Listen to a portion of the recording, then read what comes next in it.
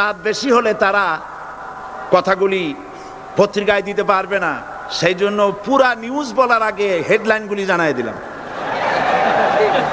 তবে সাংবাদিকদের ব্যাপারে আমার একটু কথা আছে। সেই কথা হচ্ছে, সাংবাদিকতা মহান পেশা।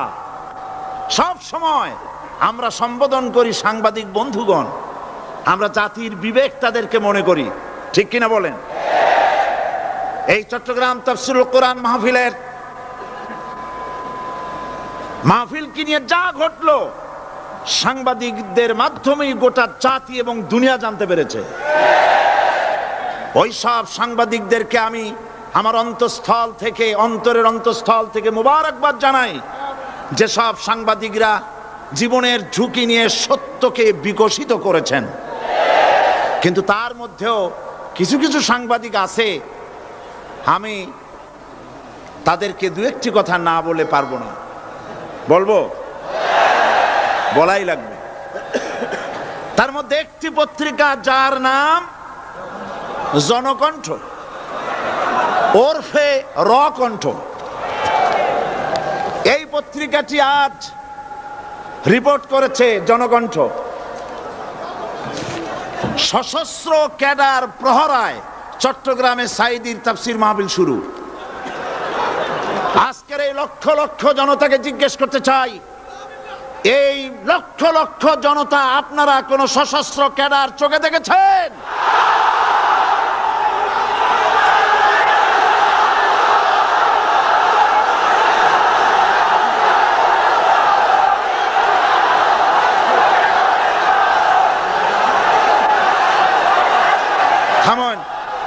থামেন। আমার করুণা হয়, ওই সব লোকের জন্য করুণা হয়। রাসূলুল্লাহকে চোখে দেখে আবু জাহেল যেমন বিশ্বাস করতে পারে নাই, এই শ্রেণীর লোকেরা এত বড় মাহফিল দেখেও কলিজায় জাহান্নামের ভয় আসে না।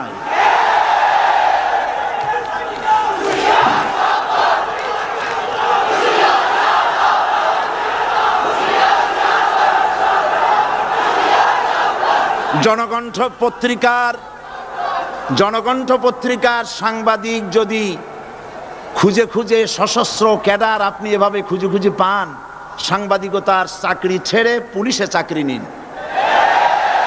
আপনার দ্বারা অন্তত পুলিশ বাহিনী উপকার পাবে। এত বড় মিথ্যে কথা লিখবেন না, আপনাকেও মরতে হবে এবং আল্লাহর কাছে আপনাকেও জবাবদিহি করতে হবে। এবার যুগান্তর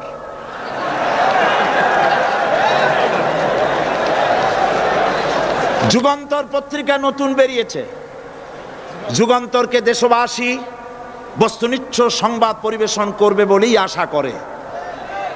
জনকণ্ঠের মতো জঘন্য কণ্ঠে যুগান্তর পরিণত হোক, জাতি তা চায় না।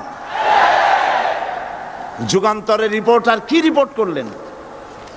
আপনি লিখেছেন হাইকোর্ট, আপনি যা লিখেছেন আমি তা পড়ছি। সাঈদী বলেন, এ সরকারকে জালিম সরকার আখ্যায়িত করে বলেন, আগুন নিয়ে খেলা করবেন না, বেশি বাড়াবাড়ি করলে পিটিয়ে দিল্লিতে পাঠায় দেব। এই লক্ষ জনতা সাক্ষী দেন, সরকারকে পিটাইয়া দিল্লি পাঠাবে এই কথা আমি বলেছি?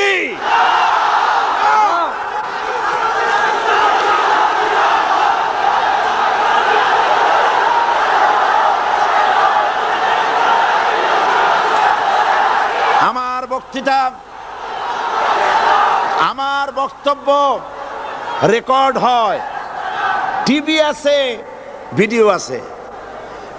আপনি এই লক্ষ লক্ষ মানুষ আপনাকে মিথ্যাবাদী মনে করবে যে আপনি একটা মিথ্যা কথা লিখছেন, কিন্তু গোটা জাতির কাছে যুগান্তর গিয়ে আমাকে আপনি কি বানালেন?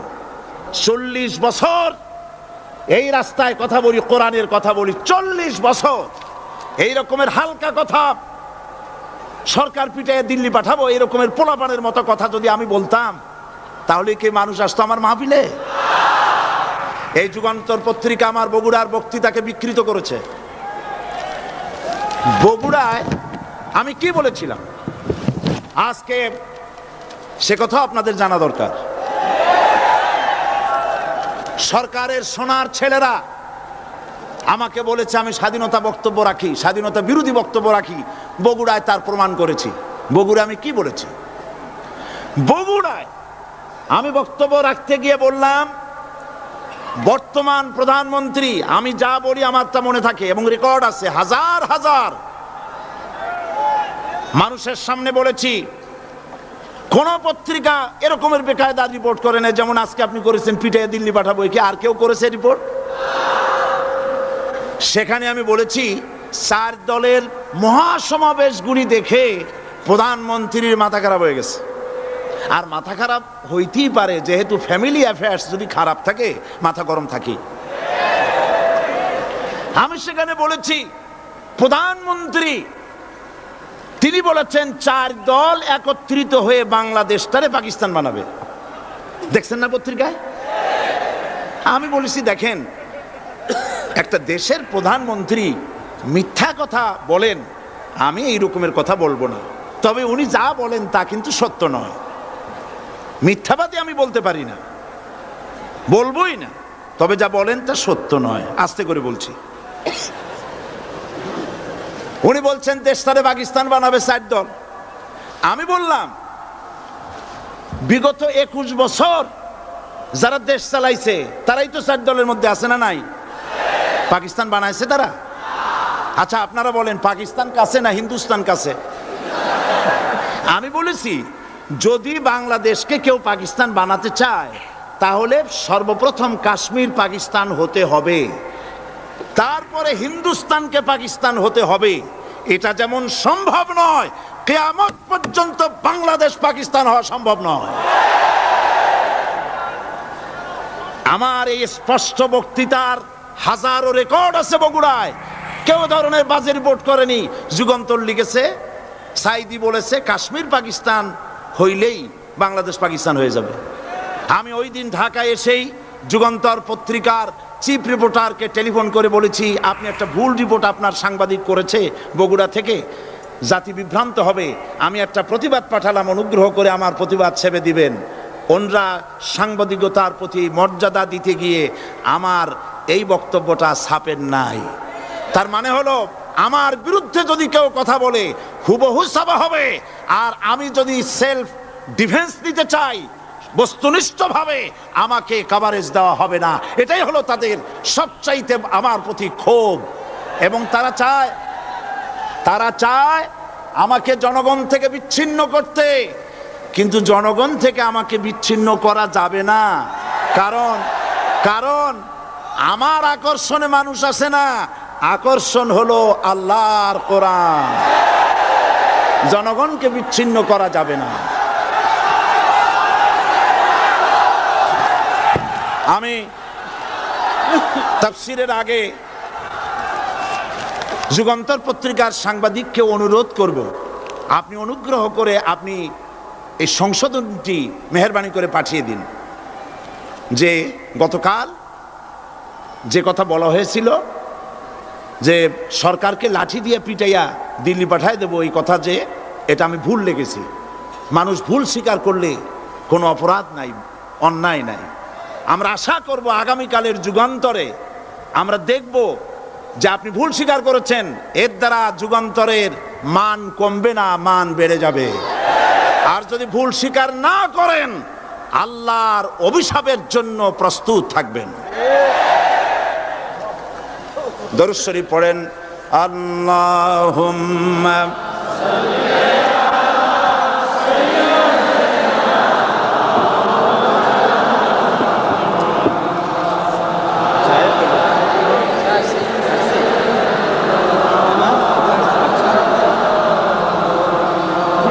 আল্লাহুম্মা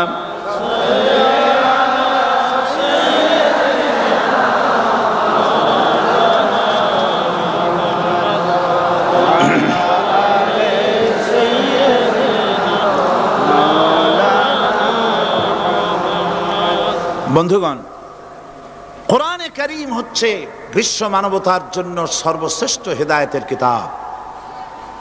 এই কিতাব আল্লাহ রাব্বুল আলামিন অবতীর্ণ করেছেন গোটা মানব গোষ্ঠীর জন্য, পৃথিবীর সমস্ত মানুষের জন্য আল্লাহ পাক এই কোরআন নাজিল করেছেন। কোরআন কার বাণী? এই কোরআনকে যারা অনুসরণ করবে তাদের সম্পর্কে আল্লাহ পাক বলেছেন, ফামান তাবিআ হুদায়া ফালা খাউফুন আলাইহিম ওয়ালা হুম ইয়াহজানুন। কোরআন যারা অনুসরণ করবে, কোরআন যারা মেনে চলবে, তাদের জন্য কোনো ভয় নাই, কোনো চিন্তা নাই। কোরআনের আইন যারা মানবে, কোরআনের শাসন যারা মানবে, তাদের জন্য কোনো ভয় নাই, চিন্তা নাই। কোরআন আল্লাহ রাব্বুল আলামিন এই পৃথিবীতে তাবিজ লেখার জন্য পাঠান নাই। এ কোরআন শুধু চুমা খাওয়া, মাথায় লাগাবার জন্য, বুকে লাগাবার জন্য পাঠান নাই। কোরআন পাঠিয়েছেন আল্লাহ রাব্বুল আলামিন, মানুষেরা কোরআন পড়বে, কোরআন বুঝবে, আর কোরআনের বিধান অনুযায়ী ব্যক্তি, পরিবার, সমাজ এবং রাষ্ট্র গড়বে। বলেন আলহামদুলিল্লাহ। এই জন্য কোরআন নাজিল হয়েছে। রাসূল করিম সাল্লাল্লাহু আলাইহি সাল্লাম কোরআনে কারীম দিয়ে একটি সমাজ বিপ্লব করেছিলেন।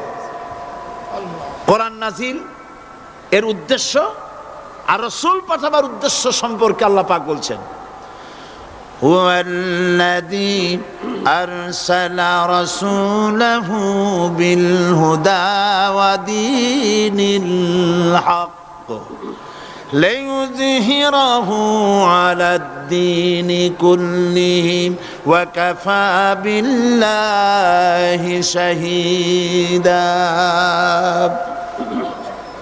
আমি আমার রাসূলকে দ্বীনে হক আর সত্যের বিধান সহকারে দুনিয়ায় পাঠিয়েছি। এই জন্যে লিইয়ুযহিরাহু আলাদ-দীনি কুল্লিহি আই লিইয়ুগলিবাহু আলা সাইরিল আদিয়ান, যাতে করে মানব গোষ্ঠীর উপরে, মানুষের তৈরি করা মতবাদের উপরে ইসলামকে যেন বিজয়ী করে দেন। ইসলাম বিজয়ী করে দেওয়ার জন্যে, কোরআনকে বিজয়ী ভূমিকা আনার জন্য আমি রাসূল পাঠিয়েছি, বিধান পাঠিয়েছি। সেই আল্লাহ পাক আমাদের জন্য এ কোরআন দিয়েছেন পৃথিবীতে আইন এবং বিধান মেনে চলার জন্যে। এই কোরআন মানুষের ইহকাল এবং পরকালের মুক্তির দিশা দেখায়। কোরআন যারা মানে তারাই শান্তি পায়, যারা মানে না তারাই অশান্তি মধ্যে বসবাস করে। আজকে আপনারা বলেন, পৃথিবীতে সবচাইতে অশান্তিতে কারা? মুসলমান। পৃথিবীতে সবচাইতে অশান্তিতে কারা?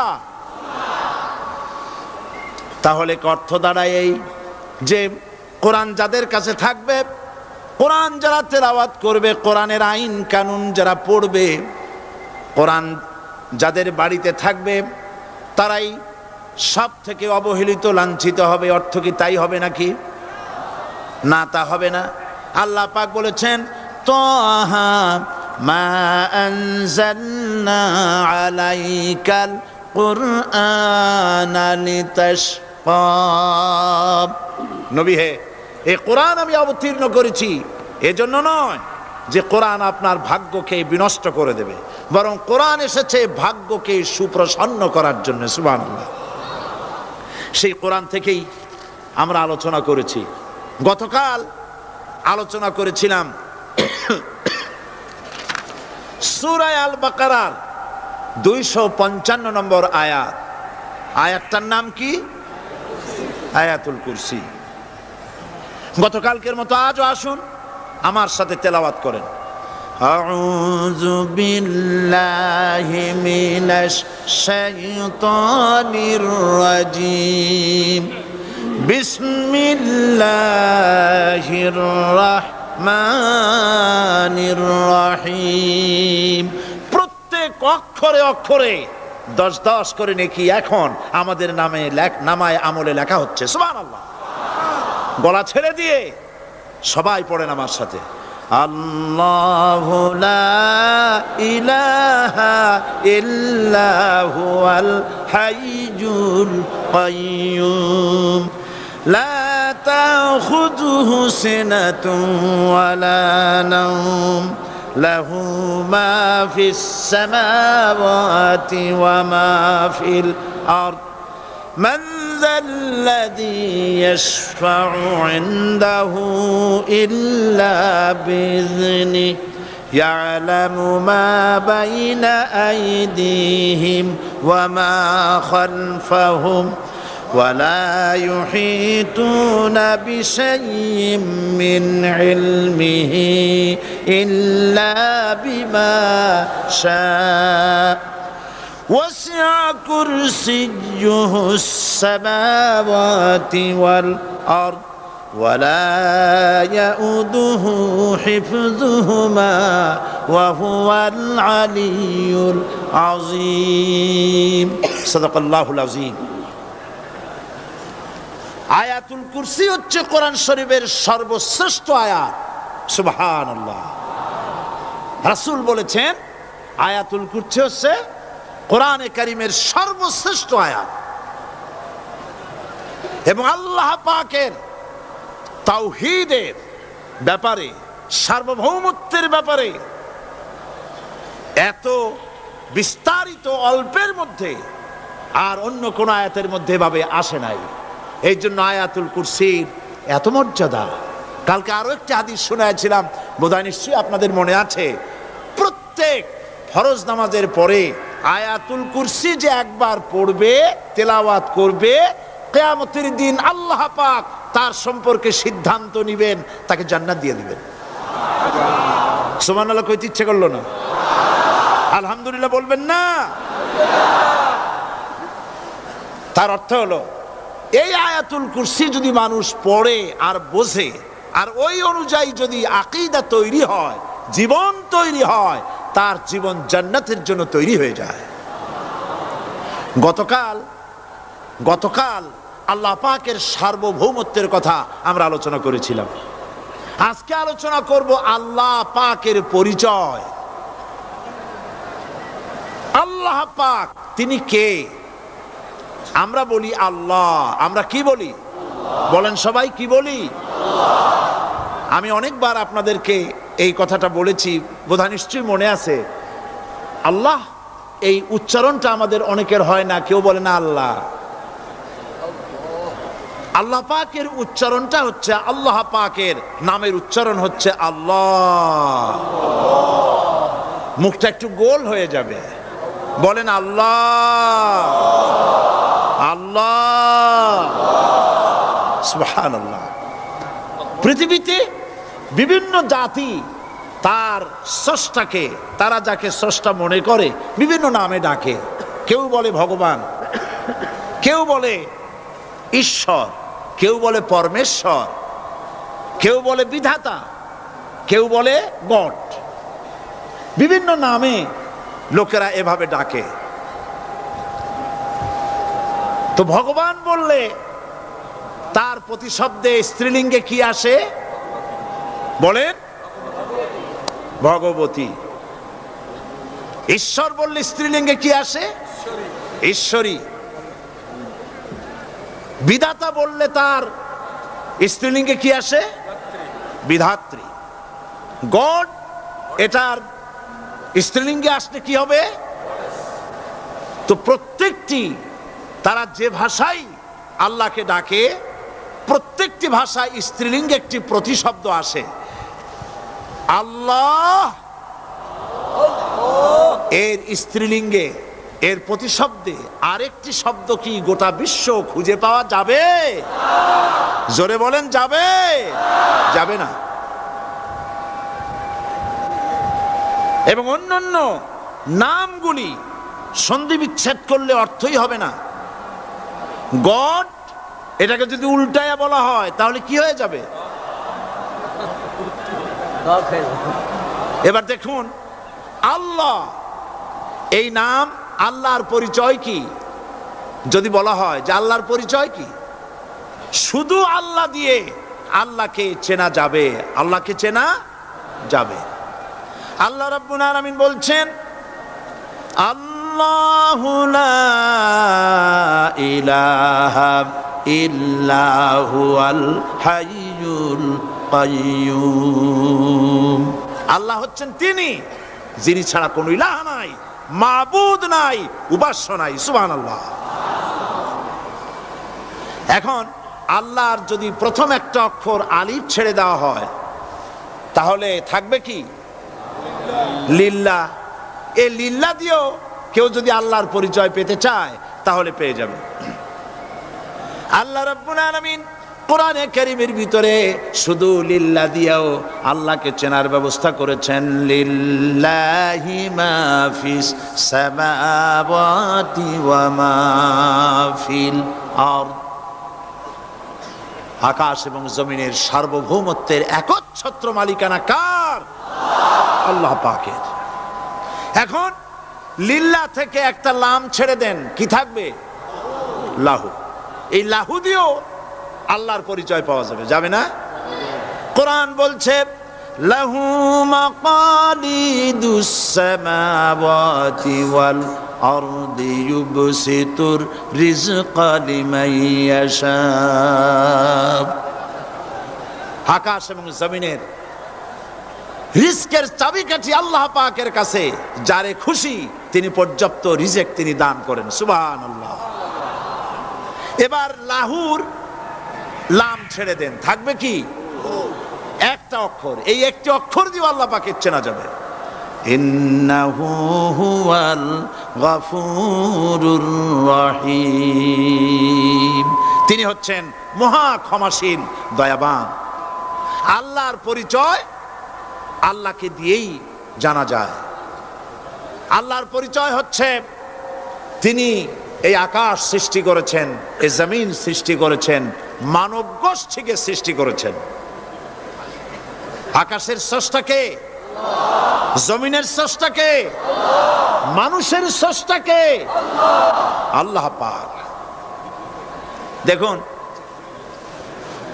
আল্লাহ পাক আকাশের স্রষ্টা, জমিনের স্রষ্টা, মানুষের স্রষ্টা। এই কথাকে ভুলিয়ে দেওয়ার জন্যে, এই কথাটিকে ভুলিয়ে দেওয়ার জন্য আল্লাহকে অস্বীকার করছে এক শ্রেণীর লোকেরা। তারা বলছে দেয়ার ইজ নো গড, স্রষ্টা বলতে কেউ নাই, আনসিন ইজ নাথিং। মাশাআল্লাহ, আমাদের মঞ্চে এ চট্টগ্রামের গৌরব বিএনপির কেন্দ্রীয় নেতা জনাব সালাউদ্দিন কাদের চৌধুরী সাহেব এসেছেন। আলহামদুলিল্লাহ। আল্লাহ পাক সকলকে কোরআন বোঝার তৌফিক দান করুন, বলি আমিন। আল্লাহ পাক কোরআনকে বোঝার জন্য, আল্লাহকে চেনার জন্য ব্যবস্থা করেছেন। ওরা বলছে কি আনসিন ইজ নাথিং, যা দেখা যায় না সেটা কিছুই না, সেটা বিশ্বাস করি না। তো আল্লাহর যখন রং নাই, গন্ধ নাই, তাকে বিশ্বাস করি কেমনে? বলেন নাউজুবিল্লাহি মিন যালিক। আরে ভাই, তোমরা তো এমন বহু জিনিস আছে যা না দেখে বিশ্বাস করো। আপনারা কি বাতাস দেখেছেন? বিশ্বাস করেন কিনা? বিশ্বাস করেন কিনা? আপনারা কি ইথার দেখেছেন? বিশ্বাস করেন কিনা? ফুলের গন্ধ দেখেছেন কিন্তু বিশ্বাস করেন কিনা? মাধ্যাকর্ষণ শক্তি, ল অফ গ্রাভিটেশন আপনারা চোখে দেখেছেন? বিশ্বাস করেন কিনা? অনেক জিনিস এমন আছে যা আমরা চোখে দেখি না কিন্তু বিশ্বাস করি। হযরত ইমাম আবু হানিফা রাহমাতুল্লাহ আলাইহির সাথে এক নাস্তিকের বহস হবে। স্থান এবং তারিখ নির্ধারণ করা হলো। ইমাম সাহেব দেরি করে আসলেন। নাস্তিক বলছে, আমি আপনার সঙ্গে কোনো বিতর্কে যেতে চাই না, কারণ আপনি ওয়াদা রক্ষা করতে পারেন নাই, নির্ধারিত সময়ের অন্তত 3 ঘন্টা পরে এসেছেন। তিনি বললেন, আমি কেন দেরি করলাম সেটা তো তুমি জিজ্ঞেস করবে। আচ্ছা বলেন কেন দেরি করেছেন? তিনি বললেন, দেখো, এই জায়গায় আসার পথে একটা নদী বেঁধেছিল, তো আমি আসবো কি করে? আমার কাছে পারাপারের কোনো বন্দোবস্ত ছিল না। এক পর্যায়ে হতাশ হয়ে গেলাম, আমার বোধহয় যাওয়াই হবে না। শেষ পর্যন্ত আমি দেখতে পেলাম হঠাৎ করে আমার পাশে একটা ফলের বীজ পড়লো, তা দিয়ে একটা গাছ অঙ্কুরিত হলো। দেখি না তা গাছটা একটা ময়ূর হয়ে পরিণত হয়ে গেল। কই থেকে একটা করাতে সে গাছটা কেটে ফেলে দিল। ফটাফট কতগুলি তক্তা বেরিয়ে আসলো, কোথার থেকে একটা হাতুড়ি আর কতগুলি লোহা এসে ঠাস ঠাস করে বাড়ি লেগে একটা কিস্তি তৈরি হয়ে গেল। কিস্তিটার ধাপায় পড়লো নদীতে, আমি লাফ দিয়ে উঠলাম, তাই পার হয়ে আসতে যা দেরি হলো। নাস্তিক বলছে, আপনার সাথে আমি জানছিলাম যে আপনি অত্যন্ত বুদ্ধিমান মানুষ, কিন্তু যে ঘটনা শুনাইলেন আপনার স্ক্রু একটাও টাইট আছে বলে মনে হয় না, আপনার সাথে আর কোনো বহস নয়। তিনি বললেন, কেন? কয়, বহস না, আপনি বলছেন যে এইরকম একটা গাছ চারা হয়ে গেল, সাথে সাথে বিনা মিস্ত্রিতে গাছটা কাটলো, তারপর এইটা দিয়ে তক্তা হলো, লোহা আসলো, হাতুড়ি হইলো, বিনা মিস্ত্রিতে কিস্তি তৈরি হয়ে গেল, নৌকা এটা পড়লো নদীতে, আর বিনা মাঝিতে আপনি পার হয়ে আসলেন। এটা কি আদৌ সম্ভব? ইমাম আবু হানিফা রহমতুল্লাহ আলাইহি বলছেন, তোমার সাথে আমি কোনো কিতাব দিয়ে ঝগড়া করব না, কোনো কিতাব দিয়ে আমি তোমার সাথে বহস করব না। এই একটি দৃষ্টান্ত তোমার জন্য যথেষ্ট। একটা মিস্ত্রি ছাড়া যদি একটা কিস্তি তৈরি না হতে পারে, একটা গাছ কেটে তক্তা যদি না হতে পারে, এই বিশাল আকাশ, এই বিশাল জমিন, আর তোমার মতো এরকম একটা সুন্দর মানুষ বিনা মিস্ত্রিতে বিনা স্রষ্টায় তৈরি হলো কেমনে? এক কথায় নাস্তিক বলছে, আমার জীবনের ভুল ধরা পড়লো। নাস্তিক বলছে, জীবনের ভুল ধরা পড়েছে, আমি মুসলমান হয়ে গেলাম। লা ইলাহা ইল্লাল্লাহু মুহাম্মাদুর রাসূলুল্লাহ। জোরে পড়েন, লা ইলাহা লা ইলাহা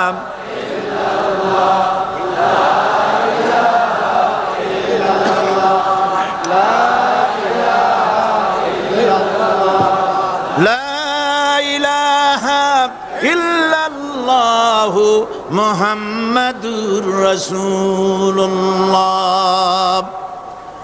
প্রিয় কোরআন পাগল ভাই সব, মাহফিল কর্তৃপক্ষ আমাকে স্লিপ দিয়েছে, প্রচন্ড চাপ সৃষ্টি হয়েছে চতুর্দিকের রাস্তায়, মানুষ বসার জায়গা পাচ্ছে না, দাঁড়াবারও জায়গা নাই।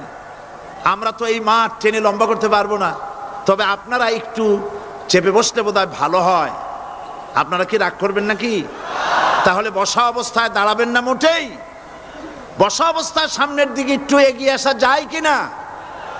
তাহলে তাই করুন, দাঁড়াবেন না কেউ, বসা অবস্থায় সামনে চাপেন, আর দাঁড়ানো ভাইরা সুযোগ গ্রহণ করেন, জোরে সোরে জিকির করেন, সুবহানাল্লাহ ওয়ালহামদুলিল্লাহ লা ইলাহা ইল্লাল্লাহ, সুবহানাল্লাহ ওয়ালহামদুলিল্লাহ লা ইলাহা ইল্লাল্লাহ। আরো জোরে পড়েন, সুবহানাল্লাহ ওয়ালহামদুলিল্লাহ লা ইলাহা ইল্লাল্লাহ, সুবহানাল্লাহ ওয়ালহামদুলিল্লাহ লা ইলাহা ইল্লাল্লাহ, লা ইলাহা ইল্লাল্লাহু মুহাম্মাদুর রাসূলুল্লাহ। আমি দাঁড়াতে বলি নাই, মেহেরবানি করে বসুন, কান মন দিয়ে আল্লাহর পরিচয় শুনুন। কেবলমাত্র হতভাগা কপাল পোড়া যারা, তারাই নাস্তিক হতে পারে, ঠিক কিনা? আমি মনে করি না এই মাহফিলে কোনো নাস্তিক আসছে। আমি বিশ্বাস করি সকলে আল্লাহরে বিশ্বাস করে, কোন আলহামদুলিল্লাহ। কিন্তু কপাল পোড়ারা তারা বলে আল্লাহ নাই। এই ধরনের এক কপাল পোড়া ঢাকা বিশ্ববিদ্যালয় ছিল, মরছে। তার মৃত্যুতে দেশের প্রধানমন্ত্রী বলেছেন জাতির অপূরণীয় ক্ষতি হলো। আমি বললাম, অপূরণীয় ক্ষতি হয় নাই, শয়তানটা কমছে। সে মরার আগে বলেছে কি জানেন? মরার আগে বলেছে, আমার লাশ গোসল হবে না, দাফন হবে না। এইটারে মরার পরে তোমরা মেডিকেল কলেজে দিয়ে দিবা, তারা আমারে কাটাছেড়া করিয়া অপারেশন শিখবে। বেচারা বুঝতে পারছে যে মরার পর তার অবস্থাটা কি হবে, তো এদিক দিয়ে কাটাছেড়া করে যদি শেষ করে দেয় সেই ভালো, কবরে না যাই। তাকে রাখা হলো বারডেমের ডিপ ফ্রিজের ভেতরে।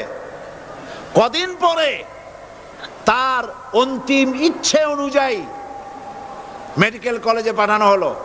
ছাত্র শিক্ষকরা যখনই শুনেছে যে ওই লাশ আসতেছে, তারা রাস্তায় দাঁড়ায় বলছে, আল্লাহর রাস্তায় মাপ চাই, এইটার এদিকে আনবেন না। কারণ জীবনে বাইসে থাকতে যে আল্লাহরে স্বীকার করে নাই, ওরে অপারেশন করে যা শেখবো এতে রুগী শুধুই মরবে, বাঁচবে না কেউ। এরপরে সলিমুল্লাহ মেডিকেল কলেজে নেওয়া হলো, তারাও একই কথা বলল। শেষ পর্যন্ত নিয়ে ডিপ ফ্রিজে রাখছে। এখন কোথায় আছে আমি জানি না। এখন লাশের অবস্থা এই হয়েছে যে রাস্তায় যদি ভালায় দেয় কুত্তাও খাবে না, কারণ এত বাসি লাশ। আমার দেশের কুত্তা এত অভদ্র না যে এত বসা লাশ খাবে। আল্লাহকে অমান্য করলে পরে, অস্বীকার করলে পরে আল্লাহ পাক এইভাবে শাস্তি দেন। আর এগুলোর নাম হলো বুদ্ধিজীবী। এগুলোর নাম কি? বুদ্ধিজীবী। আর বুদ্ধিজীবী এটা হচ্ছে জীবী। জীবী মানে কি? পেশা। মৎস্য বিক্রি করে যারা জীবিকা উপার্জন করে তাদের কি বলে? যারা চিকিৎসা শাস্ত্র এই দিয়ে যারা জীবিকা নির্বাহ করে তাদেরকে কি বলা হয়? যারা আইন ব্যবসা করে, আইন ব্যবসা করে জীবিকা নির্বাহ করে তাদের কি বলা হয়? যারা কৃষি পণ্য উৎপাদন করে জীবিকা নির্বাহ করে তাদেরকে কি বলে? আর যারা বুদ্ধি বিক্রি করে ভারতের পা চাটা গোলামি করে তাদের কি বলে? এই কোরআন শরীফে কিন্তু কোথাও বুদ্ধির কথা নাই, সব আছে জ্ঞানের কথা। কোরআন শরীফে কি আছে? কোথাও বুদ্ধির কথা নাই, সব জায়গায় জ্ঞানের কথা। কোরআন শরীফে কি কথা আছে হে আল্লাহ তুমি আমার বুদ্ধি বাড়ায় দাও? আছে? কোরআন শরীফে আল্লাহ রাব্বুল আলামিন শিখায় দিয়েছেন, বলো রব্বি জিদনি ইলমা। পড়েন সবাই, রব্বি জিদনি ইলমা। হায় আল্লাহ তুমি আমার বুদ্ধি বাড়াও। নাকি তুমি আমার কি বাড়াও? আমার জ্ঞান বাড়াও। ওয়াল্লাযীনা উতুল ইলমা দারাজাত। আল্লাহ পাক বলছেন যাকে আমি জ্ঞান দান করছি তার মর্যাদা বৃদ্ধি করে দিয়েছি। সুবহানাল্লাহ। জ্ঞানের মর্যাদা বেশি। বুদ্ধি, পৃথিবীতে শ্রেষ্ঠ বুদ্ধিজীবী হচ্ছে বুদ্ধিজীবীদের নেতা, বুদ্ধিজীবীদের সর্দার, যে তার নাম কি জানেন? শয়তান। বড় বুদ্ধিজীবীর নাম কি? শয়তান। দেখেন ওর বুদ্ধি। আর আদম আলাইহিস সালামকে আল্লাহ পাক কি দিয়েছিলেন? ইলম। কি দিয়েছিলেন? ওয়া আল্লামা আদামাল আসমা কুল্লাহা। আমি আদমকে কি দিছি? জ্ঞান দান করেছি। শয়তান হলো বুদ্ধিজীবী। ও বুদ্ধিজীবী করলো কি দেখেন, আল্লাহ পাক বললেন আদমকে সৃষ্টি করে উসজুদু লি আদামা ফাসাজাদু ইল্লা। আল্লাহ রাব্বুল আলামিন উপস্থিত সকলকে হুকুম করলেন আমার আদমকে সেজদা দাও। সবাই সেজদা করলো। করলো না কে? মিস্টার ইবলিস সেজদা করলো না। আল্লাহ পাক প্রশ্ন করলেন, ইবলিস তুমি আমার হুকুম মানলে না কেন? কেন তুমি সেজদা করলে না? শয়তান তখন বুদ্ধির আশ্রয় নিল। শয়তান বলল, খালাকতানি মিন নার ওয়া খালাকতাহু মিন তিন। আয় আল্লাহ তুমি তো আমারে বানাইছো আগুন দিয়ে, আর আদমকে বানিয়েছো মাটি দিয়ে। আনা খায়রুম মিনহু, আমি তার থেকে উত্তম। কারণ তুমি আমাকে একটা অবৈজ্ঞানিক আদেশ করেছো। মাটির গতি নিম্নমুখী আর আগুনের গতি ঊর্ধ্বমুখী।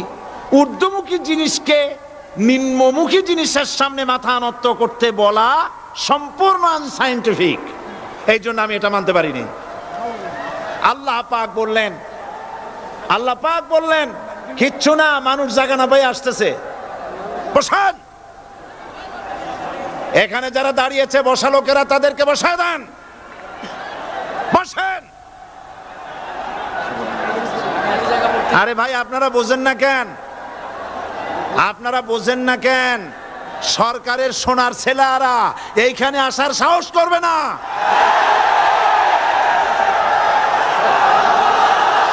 জায়গা পায় না।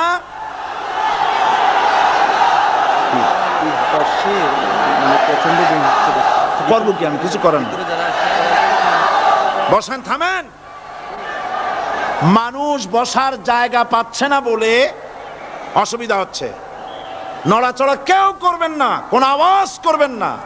আল্লাহ তৌফিক দিন, জোরে কোন আমিন। আল্লাহ পাক বলেন, ইন্নাকা রাজিম মারদুদ, তোর উপরে আল্লাহর লানাত, অভিশাপ, আমার দরবার থেকে বেরিয়ে যা। তাহলে এই হলো বুদ্ধির দশা। এবার দেখেন জ্ঞানের দশা কি। জ্ঞান দেওয়া হয়েছিল কারে বলেন? একটা জিনিস লক্ষ্য করুন, আল্লাহ পাকের হুকুম শয়তান লঙ্ঘন করেছে। আদম আলাইহিস সালামও হুকুম কি করেছেন? অমান্য করেছেন। করেন নাই? ভয় পান নাকি বলতে? আদম আলাইহিস সালাম আল্লাহ পাকের হুকুম অমান্য করছেন কিনা? অমান্য করেছেন। কি আল্লাহ পাক বলেছেন? এই জান্নাতের সব কিছু নাজ নেয়ামত ভোগ করো, কিন্তু এই গাছের কাছেও যেও না। নিষেধ করেন নাই? হযরত আদম আলাইহিস সালাম ভুল করলেন, আল্লাহ নিষিদ্ধ বৃক্ষের কাছে গেলেন, স্বামী স্ত্রী দুজনে নিষিদ্ধ ফল ভক্ষণ করলেন। এরপরে হযরত আদম আলাইহিস সালাম মহা চিন্তার ভিতরে পড়ে গেলেন, কি সর্বনাশ করলাম। এখন যদি আল্লাহ যদি আমারে প্রশ্ন করেন, আমার হুকুম কেন অমান্য করলে, তাহলে আমি কি জবাব দেব? আদম আলাইহিস সালামের কাছে জবাব ছিল না? জবাব। তিনি যদি বুদ্ধির আশ্রয় গ্রহণ করতেন, তাহলে তিনি বলতেন, আল্লাহ পাক যখনই প্রশ্ন করেছিলেন, তিনি বলতে পারতেন যে আল্লাহ, আমি না হয় একটা ভুল করছি, ঠিক আছে, আমি একটা ভুল করে ফেলেছি, কিন্তু তুমি বলো জান্নাতের এত সব গাছ লাগাইলা যেগুলির ফল খাওয়া যাবে, এমন একটা গাছ কেন তুমি সেখানে লাগাইছো যে গাছের কাছেও যাবে না, ফল খাওয়া যাবে না? এমন একটা বিপদ আমার ভালাই লাগান। তিনি যদি বুদ্ধির আশ্রয় নিতেন, তাহলে এরকম কথা বলতে পারতেন। আবুল বাশার, সমস্ত সৃষ্টি জগতের আদি পিতা হযরত আদম আলাইহিস সালামকে আল্লাহ পাক জ্ঞান দান করেছিলেন। তিনি বুদ্ধির আশ্রয় গ্রহণ না করে তিনি জ্ঞান দ্বারা বুঝতে পারলেন, সবলকে দুর্বলকে যদি বাঁচতে হয়, মহাশক্তিধরের সামনে বিনা শর্তে মাথা নিচু করে দিতে হয়। আর্গুমেন্ট করা যায় না। সত্য সত্যি আল্লাহ প্রশ্ন করলেন, আদম, আমার হুকুমটা ভাঙলা কেন? হযরত আদম আলাইহিস সালাম কোনো আর্গুমেন্ট পেশ না করে তিনি বিনয়ের সাথে কেঁদে কেঁদে বললেন, রব্বানা যালামনা আনফুসানা ওয়া ইল্লাম তাগফির লানা ওয়া তারহামনা লানাকুনান্না মিনাল খাসিরিন।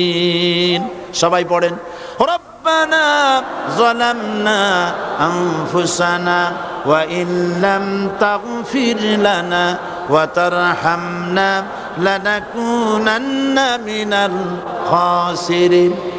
হায় আল্লাহ পাক, আমি আমার নফসের উপরে জুলম করেছি, অত্যাচার করেছি, তুমি যদি আমাকে ক্ষমা না করো। দেখেন জ্ঞান কত। তুমি যদি আমাকে ক্ষমা না করো আর আমার প্রতি যদি করুণা না করো, তার মানে হলো শুধু ক্ষমা করলে হবে না, শুধু ক্ষমা করলে হবে না, ক্ষমা করে আমার প্রতি করুণা করে আবার তোমার রহমতের কোলে টেনে নিতে হবে, নইলে পরে লানাকুনান্না মিনাল খাসিরিন, ক্ষতিগ্রস্ত হয়ে যাব।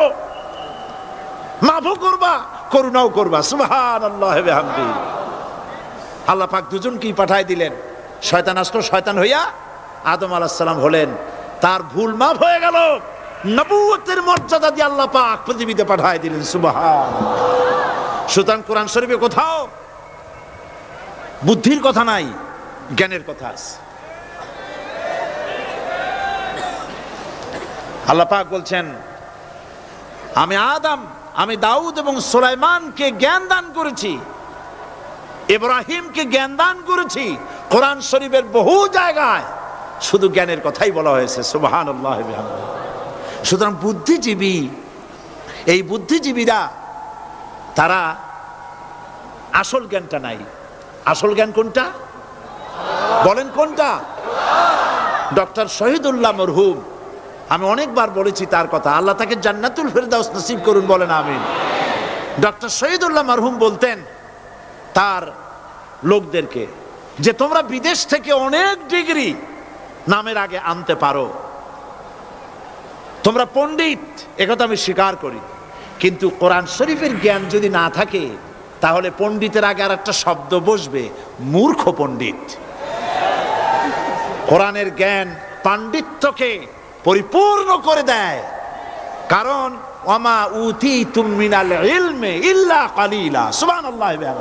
আল্লাহ পাক বলছেন তোমাদেরকে সামান্যতম জ্ঞান দান করেছি। কতটুকুন জ্ঞান? কতটুকুন? সামান্যতম জ্ঞান দান করেছি। ইল্লা কালিল বলা হয়নি, কালিলা, সামান্যতম। তমর অর্থ যারা বোঝেন তারা নিশ্চয়ই বুঝতে পারেন তমটা কি। সামান্যতম, সামান্যের কত কত সামান্যতম তা আল্লাহ পাক ভালো জানেন। এই জন্য আমি বলি, এই যে আল্লাহ সামান্যতম জ্ঞান আমাদের দিলেন, সুবহানাল্লাহ, এই সামান্যতম জ্ঞান যদি এইরকম হয়, গোটা পৃথিবীটা এখন নজরুল ইসলাম আমাদের জাতীয় কবি, আল্লাহ তারেও বেহেশত দান করুন, কোন আলহামদুলিল্লাহ, জোরে বলেন আমিন। নজরুল ইসলামও কবি, আর আমাদের দেশেও সরকারের ঘোষিত কবি, প্রধান কবি। একজন জাতীয় কবি তিনি বলছেন, মসজিদেরই পাশে আমার কবর দিও ভাই, যেন সকাল সন্ধে মুয়াজ্জিনের আজান শুনতে পায়। জাতীয় কবি। আর এই সরকারের দৃষ্টিতে প্রধান কবি যিনি, তিনি বলছেন, ফজরের আজান যখন শুনি মনে হয় বেশ্যা তার খরিদ্দার ডাকতেছে।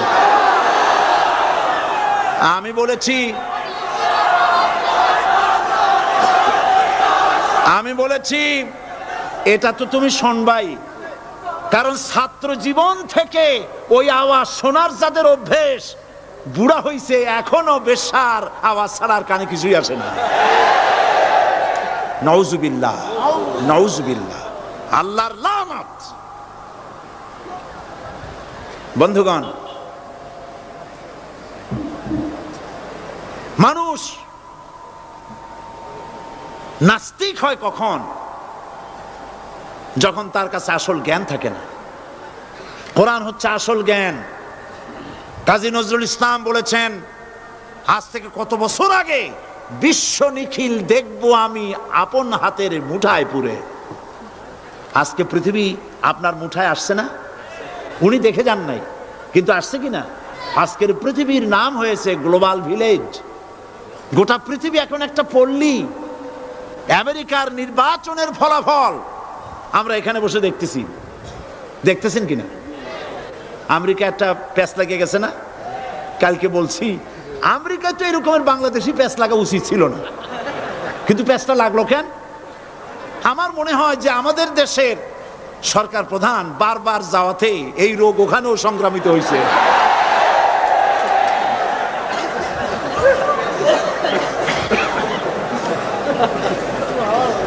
মূল বক্তব্য যেটা, সেটা হচ্ছে পৃথিবী এখন গ্লোবাল ভিলেজ, হাতের মুঠায় চলে আসছে। সারা দুনিয়ার খবর মুহূর্তের ভিতরে পাচ্ছেন, কম্পিউটারের ভেতরে আপনি বাজারঘাট করতে পারছেন। আপনার বাড়িতে কম্পিউটার টিপে, আমি এবার লন্ডন থেকে যখন আসতেছিলাম, এনসাইক্লোপিডিয়া ব্রিটানিকা 2000 সালের বইটা আনতে চাইলাম। তোরা বললো আপনি এটা নেবেন কেমনে? এ তো প্রায় 2 মণ ওজন হয়ে যাবে, এত ভাড়া দেবেন কেমনে প্লেনের? এটা 28 খণ্ড, 2 মণ ওজন হবে, দামও হবে জনমের মতো। তাই বললাম তাহলে আমি নেবো কেমনে? কই যে ডিস্ক নিয়ে যান, কম্পিউটার ডিস্ক। মারাত্মক কথা, সেটা কেমনে? ওরা আমাকে একটা কিনে দিয়ে দিল, এতটুকুন একটা ডিস্ক। এটা ঢুকাই দিলে 2 মণ 28 খণ্ড ওটার মধ্যে ঢুকে গেছে। কি আজীব তামাশা! আপনার কম্পিউটার কে নাকি প্রশ্ন করেছিল যে বর্তমান যুগ তো কম্পিউটারের যুগ, ভবিষ্যতের যুগ কি হবে? যে জবাবে বলেছে ভবিষ্যৎ হবে বেশি কম্পিউটারের যুগ। গোটা দুনিয়া মানুষের মাথার মধ্যে আল্লাহ ঢুকাই দিয়েছেন, সুবহানাল্লাহ বলবেন না? বিজ্ঞানের আবিষ্কার দেখে যারা কোরআন জানে না, বিজ্ঞানের প্রতি আকৃষ্ট হয়ে তারা মনে করে বিজ্ঞান বুঝি সব। না, বিজ্ঞানের আবিষ্কার যত বাড়বে কোরআন বোঝা তত সহজ হবে। তাও সুবহানাল্লাহ কইতে ইচ্ছা করে না? বিজ্ঞানের আবিষ্কার যত বাড়বে কিয়ামত পর্যন্ত পৃথিবীর বিজ্ঞানীরা কোরআনের সামনে ভিক্ষুকের মতো দুটি হাত পেতে দাঁড়িয়ে থাকবে। কারণ ইয়াসিন ওয়াল কোরআনিল হাকিম, এটা বিজ্ঞানময় কোরআন। জোরে বলেন সুবহানাল্লাহ। বিজ্ঞান দিয়ে ভরা, সুবহানাল্লাহ। আমি অবাক হই, আল্লাহ বলছেন ওমা উতিতু মিনাল ইলমি ইল্লা কালিলা, সামান্যতম জ্ঞান দিছি। যখন আমি পাথফাইন্ডারের কথা শুনলাম, মঙ্গল গ্রহে গেছে 8 মাস সময় লাগলো, প্রতি মিনিটে 1600 মাইল গতিবেগে, প্রতি মিনিটে 1600 মাইল গতিবেগে 8 মাস পথ অতিক্রম করে মঙ্গল গ্রহে অবতীর্ণ করলো পাথফাইন্ডার। পর্দাটা ফেটে গেল, ছোট্ট 10 কেজি ওজনের একটা গাড়ি বেরিয়ে এলো, 4 চাকার একটা গাড়ি।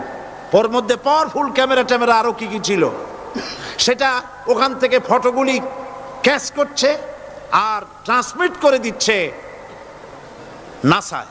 সেখানে বিজ্ঞানীরা বসে দেখতেছে পৃথিবীর মাটি থেকে 49 কোটি কিলোমিটার দূরে মঙ্গল গ্রহের ছবি ওখান থেকে আসতেছে।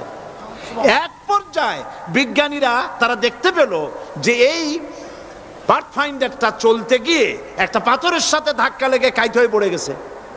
এখন এটা কাইট হয়ে পড়ে গেছে, এখন তো তার ফাংশন বন্ধ হয়ে গেছে। বিজ্ঞানীরা মাটির পৃথিবীতে বসে কম্পিউটার মনিটরিং করে 49 কোটি কিলোমিটার দূরের কাইট হয়ে পড়ে যাওয়া পাথফাইন্ডারকে সোজা করে দিল। আমি চিন্তা করি, আল্লাহ পাক বলছেন ওমা উতিতু মিনাল ইলমি ইল্লা কালিলা, তোমাদের সামান্যতম জ্ঞান দিছি। এই যদি হয় সামান্যতম জ্ঞান, আমার আল্লাহর জ্ঞান কত বড়! এ হচ্ছে আমার আল্লাহ, সুবহানাল্লাহ বলেন। এই হচ্ছে আমার আল্লাহ।